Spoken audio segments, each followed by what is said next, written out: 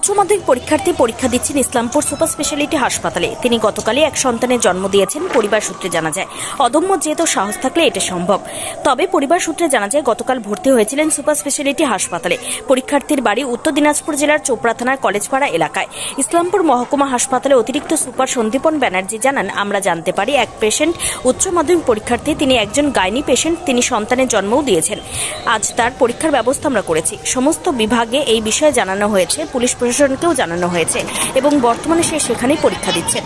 সন্তান ও মা দুজনেই এখন সুস্থ আছেন। গতকাল আমার বৌমার বাচ্চা হয়েছে, প্রেগনেন্ট ছিল, এবার উচ্চ মাধ্যমিকের পরীক্ষা দিবে বাচ্চা নিয়ে পরীক্ষা দিচ্ছে।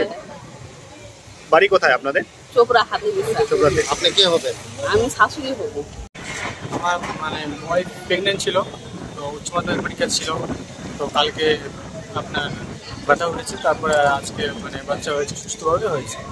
বাচ্চা নিয়ে পরীক্ষা দিচ্ছে আজকে? বাচ্চা নিয়ে পরীক্ষা দিয়েছে।